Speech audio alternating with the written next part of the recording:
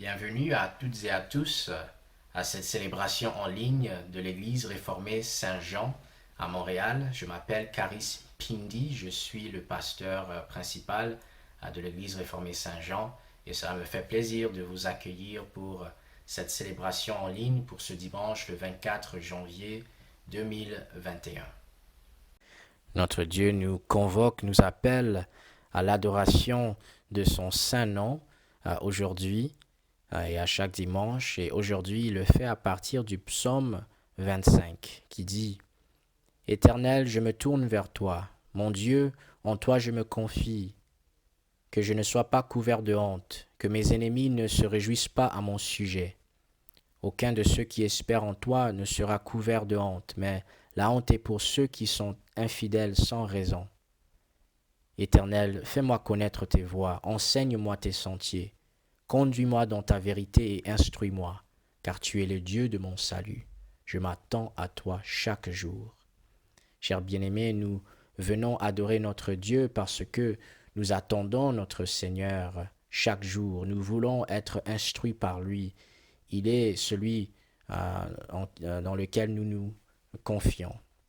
Et donc, nous voulons chanter ensemble notre confiance dans le Seigneur à travers le chant « Je me confie en toi ».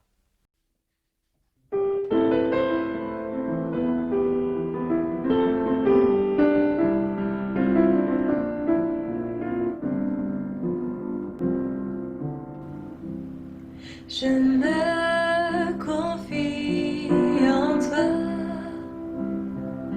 Je sais que tu es mon Dieu. Mon avenir est dans ta sûre main. Oui, dans ta sûre main. Je te bénis, Seigneur. Tu es mon puissant sauveur. Oui, ton amour pour moi durera toujours. Pour moi durera toujours. Je me confie en toi.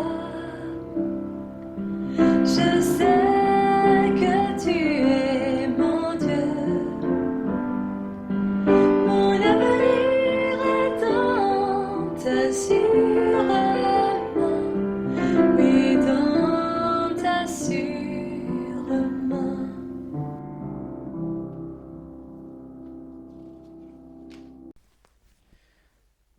Nous voulons maintenant confesser nos péchés en étant assurés du pardon que nous avons en Jésus-Christ selon la grâce de Dieu. Nous confessons nos péchés à partir du psaume 25 qui dit dans les versets 6 et 7 « Éternel, souviens-toi de ta compassion et de ta bonté, car elles sont éternelles. Ne te souviens pas des fautes de ma jeunesse, de mes péchés.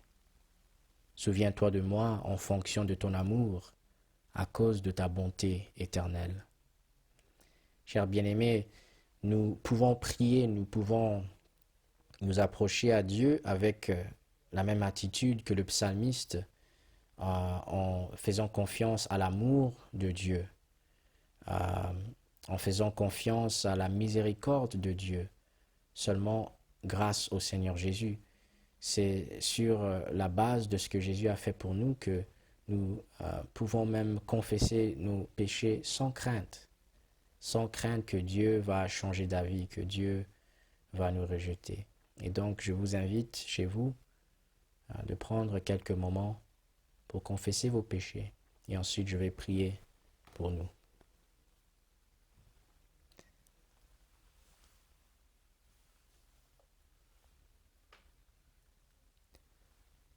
Notre Père, nous te remercions pour le pardon que nous avons en Jésus-Christ qui est mort sur la croix pour payer la dette, le prix accumulé par nos fautes, par le mal que nous avons fait. Père éternel, nous voulons que tu nous instruises maintenant, que tu nous montres comment vivre pour toi dans cette génération, là où nous nous retrouvons. Nous t'aimons, Père, parce que tu es lent à la colère et riche en bonté, en vérité, en amour et en grâce. Et donc nous te disons merci au nom de Jésus-Christ pour le pardon que tu nous donnes. Amen. L'assurance du pardon vient aussi du psaume 25 à partir du verset 8 qui dit « L'Éternel est bon et droit, c'est pourquoi il montre aux pécheurs la voie à suivre. Il conduit les humbles dans la justice, il leur enseigne sa voie. Tous les sentiers de l'Éternel sont bonté et fidélité pour ceux qui gardent son alliance et ses commandements. C'est à cause de ton nom éternel que tu pardonneras ma faute, car elle est grande. Quel est l'homme qui craint l'Éternel? L'Éternel lui montre la voie qu'il doit choisir. Son âme reposera dans le bonheur, et sa descendance héritera le pays. » Chers bien-aimés, ces mots nous donnent l'assurance et le bonheur parce que nous savons que Jésus a gardé l'alliance. Jésus a parfaitement obéi à notre place pour nous.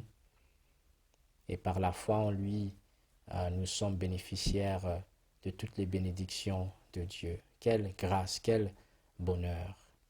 Chers bien-aimés, nous voulons répondre à cette grâce et nous préparer aussi à écouter, à recevoir la grâce de Dieu dans sa parole qui sera lue et prêchée. Et nous allons nous préparer pour cela en chantant « Que mes regards ». Chantons tous ensemble.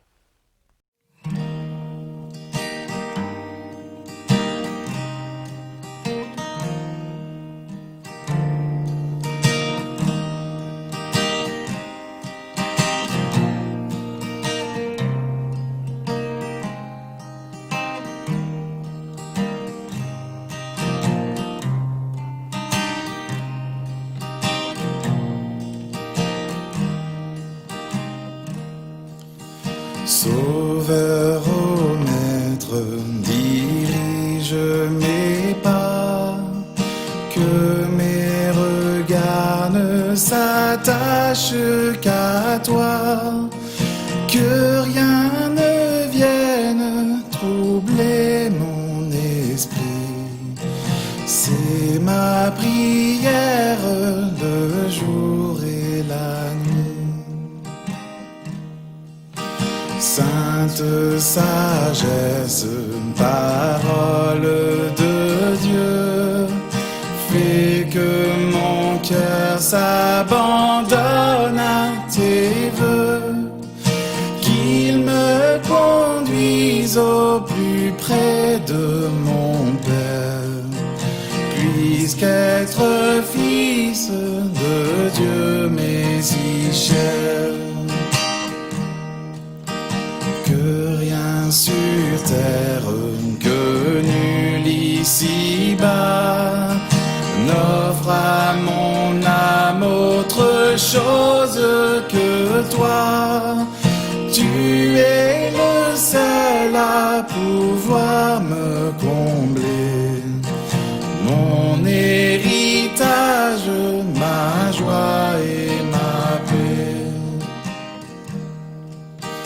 Clarté divine, victoire infinie, que ce soit toi qui soutiennes ma vie, sur ta lumière attendant ton retour.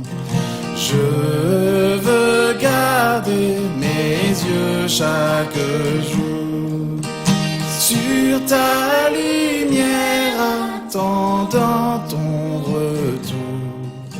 Je veux garder mes yeux chaque jour.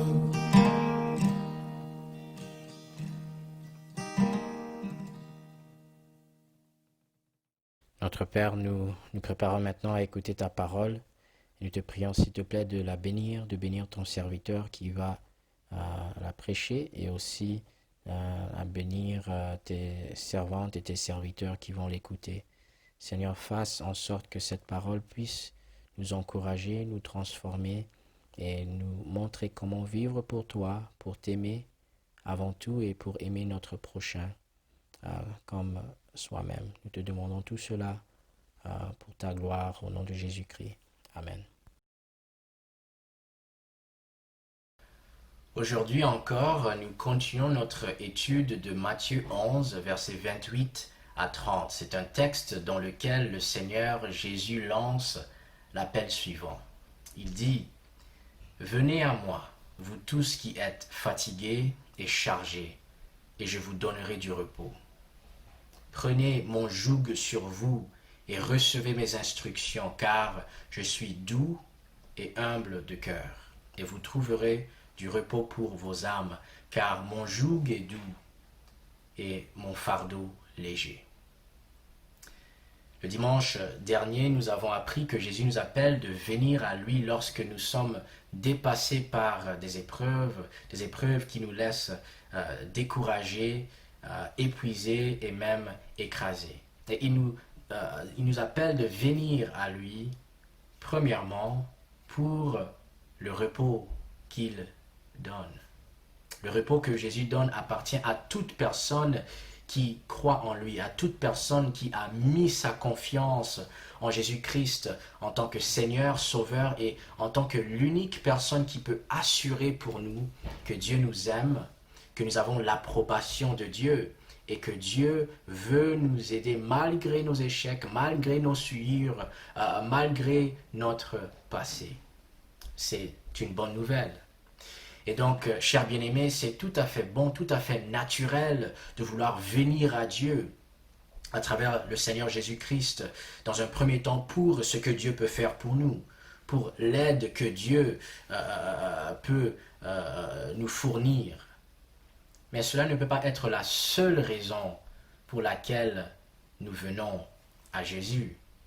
Aujourd'hui, nous allons découvrir qu'il y a une deuxième raison encore plus importante pour laquelle Jésus nous appelle à venir à lui. Nous allons découvrir aujourd'hui que Jésus nous appelle à lui, il nous appelle à venir à lui tout simplement à cause de qui il est. Et nous voulons comprendre ce que cela signifie en examinant deux points. Premièrement, nous voulons savoir tout simplement qui est Jésus.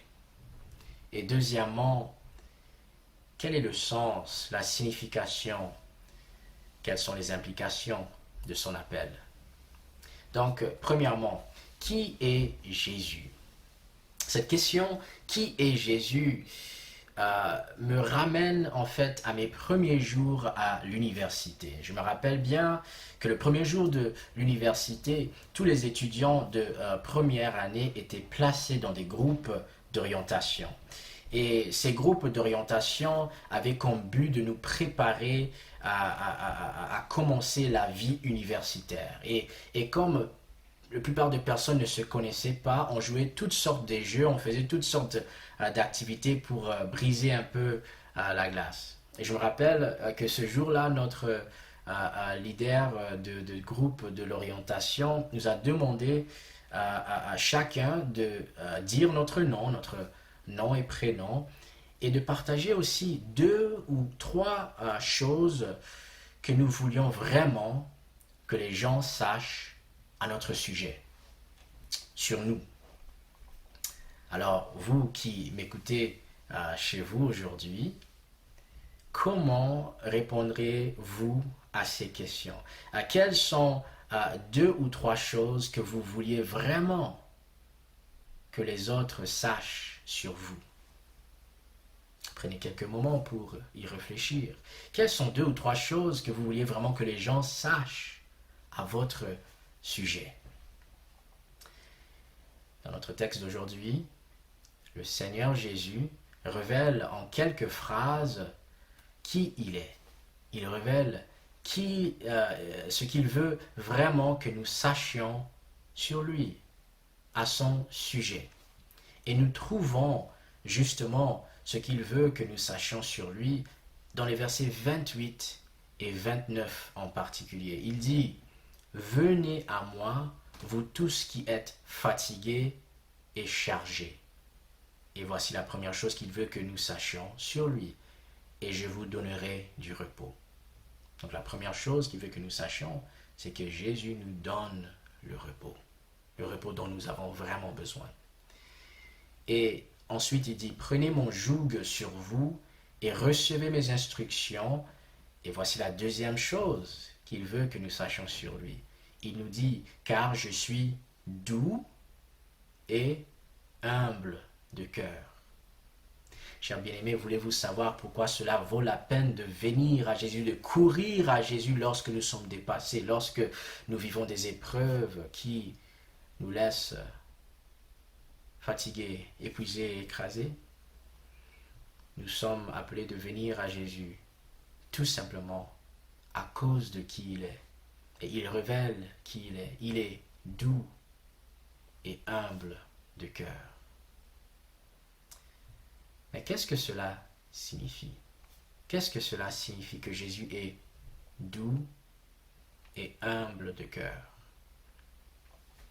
J'ai bien apprécié la façon dont le pasteur et théologien Dane Ortlund nous aide à mieux comprendre ces deux caractéristiques de Jésus, sa douceur et son humilité. Il le fait dans son livre justement intitulé Doux et humble. Donc il nous aide à comprendre premièrement que lorsque Jésus dit qu'il est doux, Jésus veut nous faire comprendre qu'il n'est pas quelqu'un de dur, qu'il n'est pas réactionnaire, qu'il n'est pas quelqu'un qui est facilement exaspéré. Vous connaissez ce genre de personnes, n'est-ce pas? Peut-être que c'est nous-mêmes. Un enfant fait quelque chose de ridicule et comment est-ce qu'on réagit en tant que parent? On est exaspéré, on devient peut-être un peu fâché. Mais lorsque Jésus dit que je suis doux, il veut nous faire comprendre que oui, nous allons faire des choses ridicules, même stupides.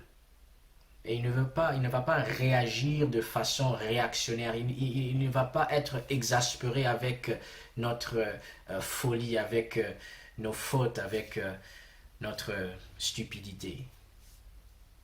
Au contraire, dit Ortlund, il est la personne la plus compréhensive de l'univers. La posture la plus naturelle pour lui, pour Jésus, n'est pas un doigt pointu pour juger,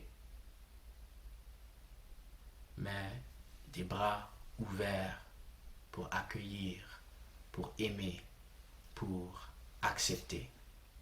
Donc il faut comprendre le sens de l'appel de Jésus. L'appel de Jésus de venir à lui n'est pas premièrement un appel de venir se confesser. Ce n'est pas un appel d'abord où il va diagnostiquer tout ce qui ne va pas dans notre vie. Il le fait. Mais dans un premier temps, cet appel de Jésus est un appel de venir à lui afin qu'il puisse nous montrer son amour, afin qu'il puisse nous montrer combien il nous aime, combien il nous accueille, parce qu'il est doux. Et deuxièmement, Jésus veut également que nous sachions combien il est une personne humble de cœur. Lorsque Jésus dit qu'il est humble de cœur, c'est une façon de nous dire qu'il est accessible aux personnes qui se sentent dépassées par les épreuves de la vie. Il s'adresse aux personnes qui se sentent rejetées par le reste de la société et du monde. Comme le dit Ortlund encore sur Jésus, il dit malgré sa gloire resplendissante et sa sainteté éblouissante, personne dans l'histoire de l'humanité n'a jamais été plus accessible que Jésus-Christ, qui est humble de cœur. Donc, d'un côté, nous voyons cette réalité que Jésus est bon, il est juste, il est saint. Par conséquent, il va juger le mal et les malfaiteurs, il va juger le péché et les pécheurs. Parce qu'il est bon, parce qu'il est juste, parce qu'il est saint. Et de l'autre côté, lorsqu'on étudie bien la vie de Jésus, on observe que très souvent, c'était les pécheurs, c'était les mauvaises personnes, c'était ces personnes que le reste de la société avait rejetées qui venaient à Jésus, qui se sentaient aimés par Jésus, acceptés par Jésus. Et voulez-vous savoir pourquoi? Je crois que c'est parce qu'il pouvait ressentir sa douceur et son humilité, son accessibilité. Pourquoi? Parce que Jésus est celui qui accueille ceux qui se sentent comme des ratés. Il accueille des personnes qui sont mauvaises. Chers bien-aimés, je ne sais pas où vous êtes aujourd'hui, vous qui m'écoutez. Je ne sais pas où vous êtes dans votre relation avec Dieu. Je ne sais pas non plus quelles sont les épreuves que vous vivez actuellement ou que vous avez vécues dans le passé. Je ne sais pas si aujourd'hui vous vous sentez trop souillé, trop sale pour venir à Jésus tel que vous êtes. Peut-être que vous n'êtes même pas sûr que Dieu existe, que Dieu soit bon. Quelle que soit votre situation actuelle, sachez une chose, sachez que Jésus n'a pas peur de vos questions. Jésus n'a pas honte non plus de votre passé, des péchés que vous avez commis, des fautes que les autres ont commis à votre égard. Il n'a pas honte de s'attacher aux personnes comme vous et moi, car il est doux et humble. Et savez-vous quelque chose? Jésus agit seulement comme son Père. Il est le Fils du Père céleste, Dieu le Père qui se décrit comme étant un Dieu de grâce et de compassion, lent à la colère, riche en bonté et en vérité, qui garde son amour jusqu'à 1000 générations, qui pardonne la faute, la révolte et le péché. Tel Père, tel Fils. Et donc, chers bien-aimés, en Jésus-Christ, qui est le Fils de Dieu et Dieu le Fils, nous avons une personne qui nous accueille tel que nous sommes. Et donc, nous venons à Jésus. Nous répondons à son appel tout simplement à cause de qui il est. Il est doux et humble de cœur. C'est pourquoi nous venons à Jésus. Chers bien-aimés, Jésus nous accepte tels que nous sommes. Mais il ne nous laisse pas là où nous sommes lorsque nous venons à lui. Car il faut comprendre le sens, la signification de son appel. L'appel de Jésus, on peut dire, est une invitation. C'est une invitation à partager la vie avec lui et à partager ses récompenses. Donc, l'appel de Jésus de venir à lui est une invitation. Chers bien-aimés, qu'est-ce qui vous vient à l'esprit lorsque vous entendez ce mot invitation? Invitation. Moi, ça me fait penser à la phrase qu'on dit aux invités lorsqu'on accueille quelqu'un chez nous. Qu'est-ce qu'on a cette habitude de dire lorsqu'on accueille quelqu'un chez nous ou lorsque quelqu'un nous accueille chez eux? On dit souvent « faites comme chez vous », n'est-ce pas? Faites comme chez vous. Et c'est une des choses qu'on dit pour être poli, mais aussi pour communiquer que nous voulons être accueillants, que nous acceptons la personne.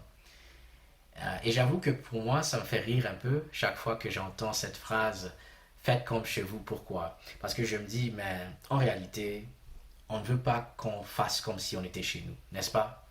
Parce que si vraiment on voulait que je fasse comme si j'étais chez moi, ben là c'est certain que j'apporterai mes thés préférés, les thés verts avec citron, c'est certain, et j'apporterai certainement ma tasse rouge dans laquelle je bois tous mes thés.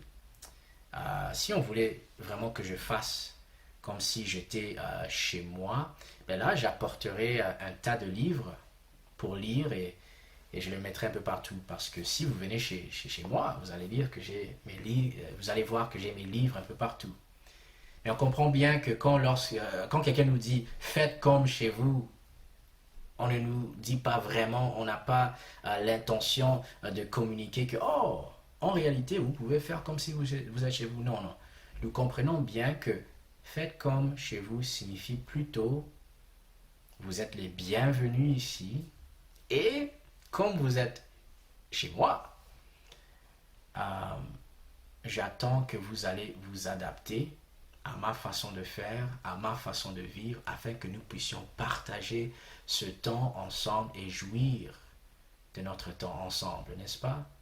Donc, une invitation chez quelqu'un signifie que moi, en tant qu'invité, je vais devoir peut-être faire quelques efforts pour m'adapter, pour voir comment celui ou celle qui m'a invité vit et fait. Et je dis tout cela pour dire que lorsque Jésus nous appelle à venir à lui, il est en train de nous inviter en même temps à changer notre façon d'être, à être conformé à lui. Donc, chers bien-aimés, nous venons de dire que Jésus est doux et humble de cœur.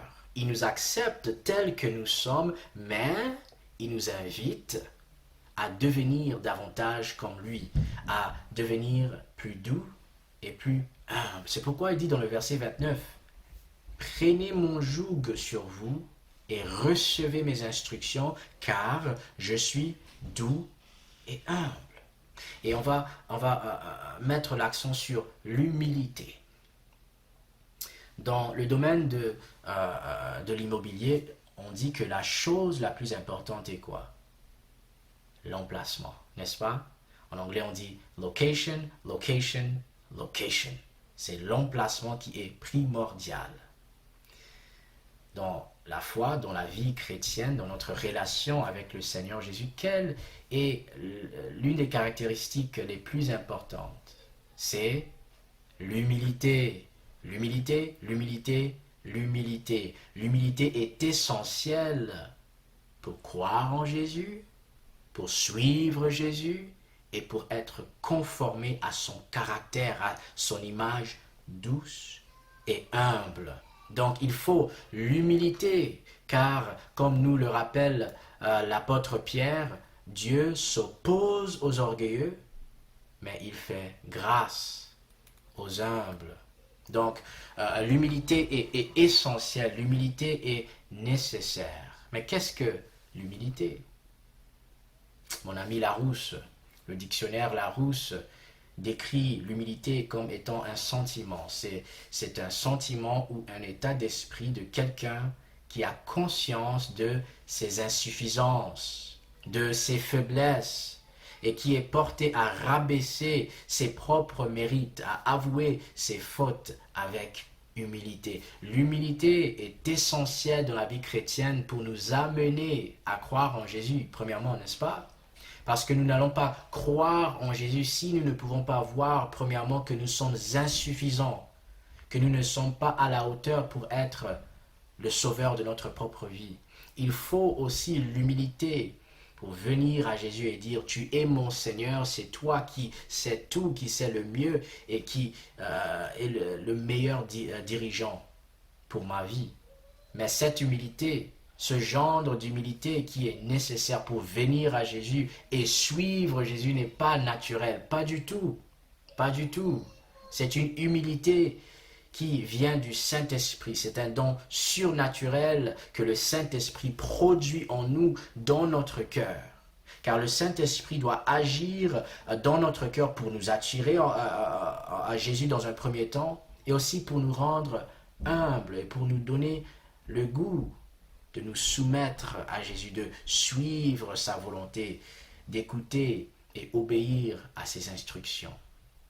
Et Dieu promet, il promet de donner le Saint-Esprit, de changer notre cœur pour tous ses enfants, pour tous ceux qu'il a choisis d'avance. Il dit dans Ézéchiel 36, versets 26 et 27, « Je vous donnerai un cœur nouveau, et je mettrai en vous un esprit nouveau.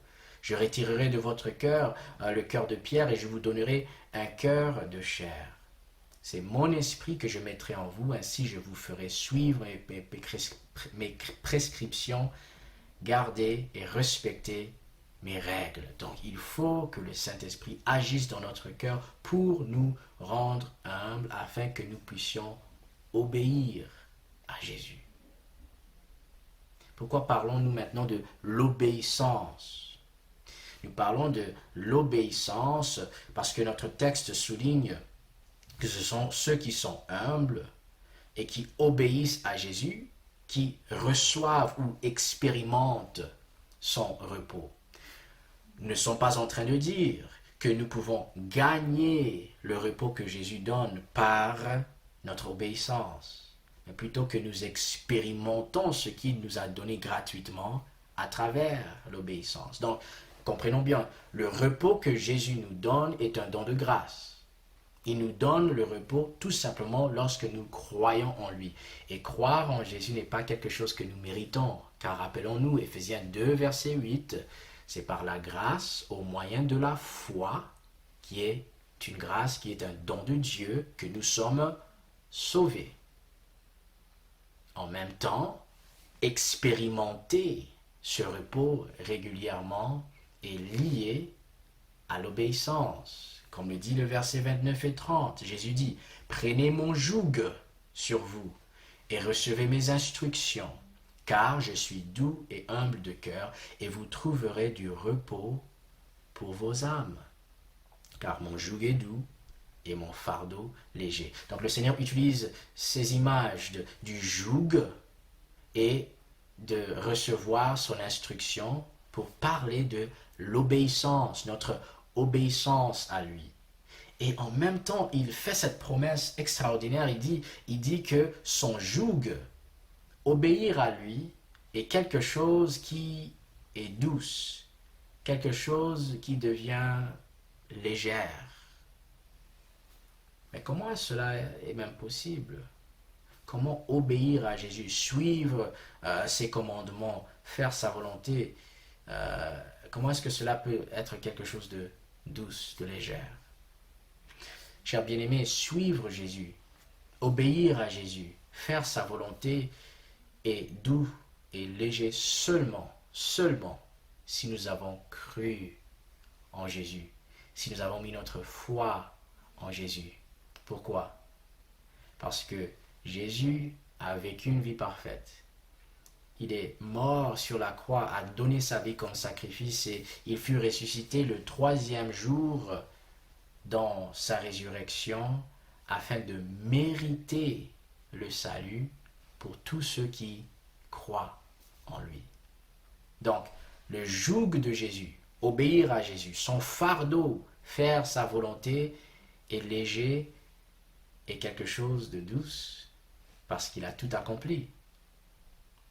Il a tout fait pour que nous soyons sauvés, acceptés par Dieu, aimés par Dieu. Et donc, si nous sommes obéissants, si nous essayons de vivre une vie marquée par l'humilité, ce n'est pas pour gagner l'approbation de Dieu. Ce n'est pas pour essayer de mériter notre salut. Nous ne pourrions jamais le faire.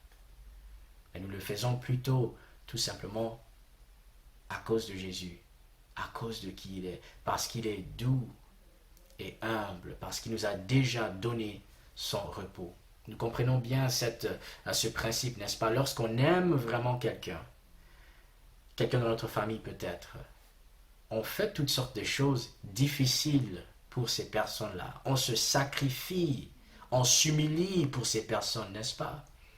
Et pourtant, on voit cela comme quelque chose de léger. Pourquoi? Parce qu'on aime la personne.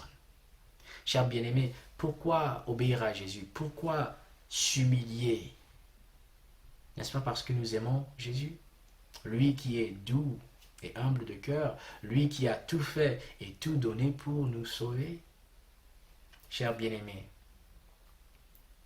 on aime Jésus parce qu'il est notre Seigneur, parce qu'il est notre Sauveur, parce qu'il est doux et humble. Et donc, chers bien-aimés, écoutons l'appel de Jésus. Répondons à son appel, lui qui dit aujourd'hui même, venez à moi, vous tous qui êtes fatigués et chargés, et je vous donnerai du repos. Prenez mon joug sur vous et recevez mes instructions, car je suis doux et humbles de cœur, et vous trouverez du repos pour vos âmes. Car mon joug est doux et mon fardeau léger. Père Céleste, nous te remercions pour ta parole qui est notre source de vie, qui est l'eau vivante, qui est le pain quotidien dont nous avons besoin pour notre âme. Seigneur, nous te remercions d'être le Dieu qui pourvoit pour tous nos besoins, le spirituel et le physique. Et Père, tu sais bien combien nous vivons dans une situation difficile avec cette pandémie qui perdure. Nous te prions, Seigneur, pour la patience et de nous fortifier dans l'esprit, de fortifier notre mental aussi, car ce n'est pas facile de rester enfermé presque tout le temps. Donne à nos dirigeants la sagesse qu'il faut pour prendre les bonnes décisions, même quand c'est difficile. Donne la sagesse pour prendre les bonnes décisions aussi de la bonne façon. Seigneur, afin que tout le monde soit aidé dans leurs différentes situations. Père, nous pensons à nos ados aussi, aux étudiants qui vivent des moments difficiles, qui ne peuvent pas voir leurs amis régulièrement. Nous pensons aussi aux parents qui restent à la maison pour travailler et pour prendre soin de leurs enfants. Ce n'est pas toujours facile. Nous prions aussi pour ceux qui travaillent dans les garderies, qui doivent aussi faire face aux difficultés liées à la pandémie. Seigneur, donne-leur la sagesse, la force et une capacité à rester souple en tout cela. Père, nous prions pour notre Église, pour notre unité, et que nous puissions trouver des moyens pour soutenir les uns les autres dans ces moments étranges. Seigneur, nous ne savons pas combien de temps cela va durer, mais nous ne voulons pas perdre le contact les uns avec les autres. Et donc nous prions, s'il te plaît, de nous aider à trouver des moyens de garder contact, de voir comment va notre frère, notre sœur, nos amis, le voisin. Nous désirons avant tout, Seigneur, être sel et lumière, même en ces moments difficiles. Et nous te prions, s'il te plaît, d'utiliser le vaccin pour changer nos circonstances et pour nous rappeler, Seigneur, que tu travailles de toutes sortes de moyens pour pouvoir, pour tous nos besoins.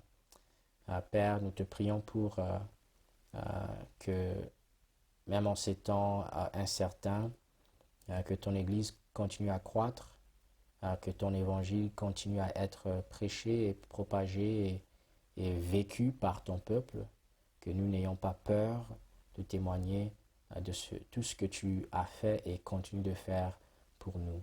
Nous voulons que les gens voient et expérimentent combien tu es un bon Dieu, un Dieu qui est proche, un Dieu qui est doux et humble envers ceux qui reconnaissent avec humilité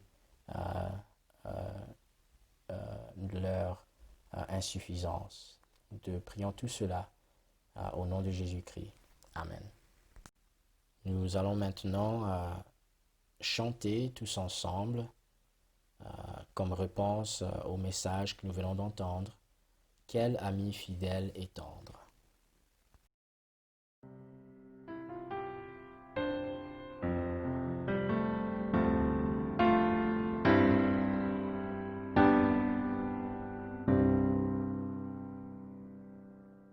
Quel ami fidèle et tendre,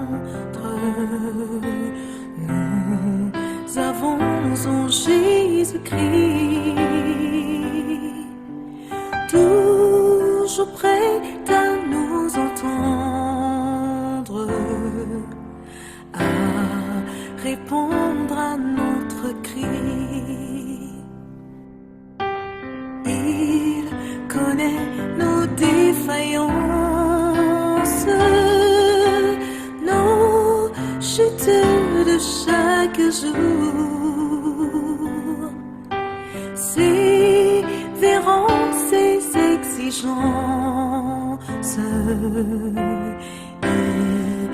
riche en son amour. Quel ami fidèle et tendre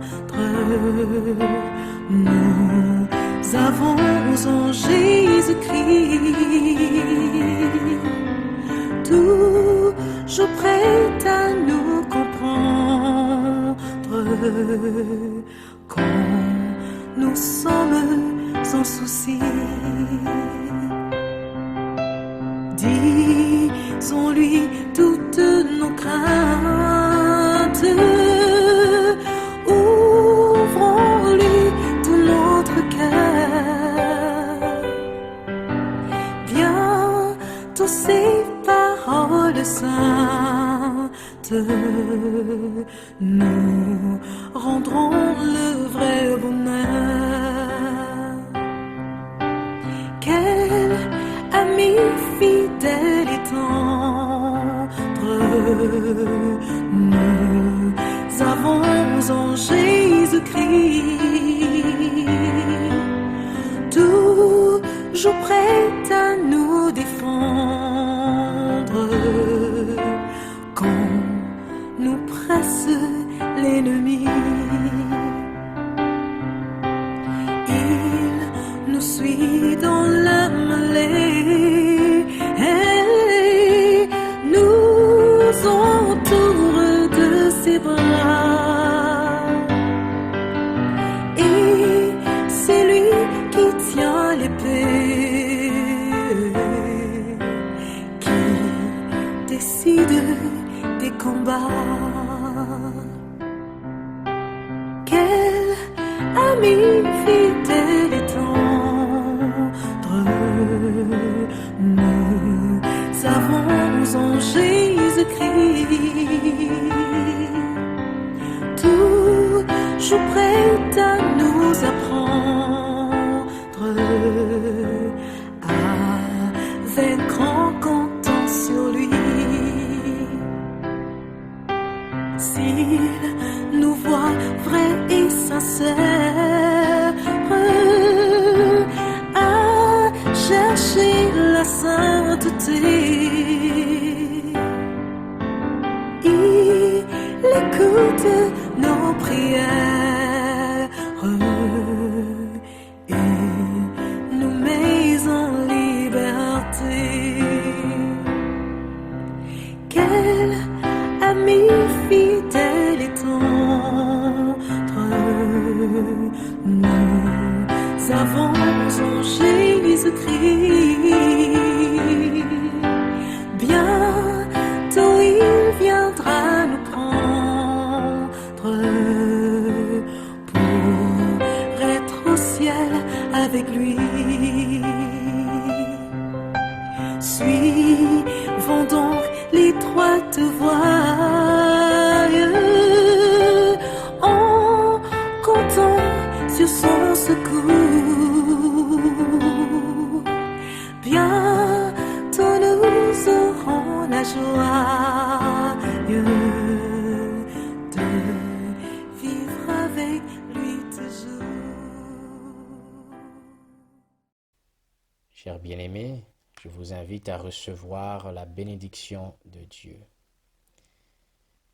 La bénédiction vient de 2 Thessaloniciens 3 qui dit que le Seigneur de la paix vous donne lui-même la paix en tout temps et de toute manière. Que la grâce de notre Seigneur Jésus-Christ soit avec vous tous. Amen. Chers amis, merci d'avoir participé à cette célébration en ligne. Merci à toutes les personnes qui y sont impliquées pour que nous l'ayons en ligne.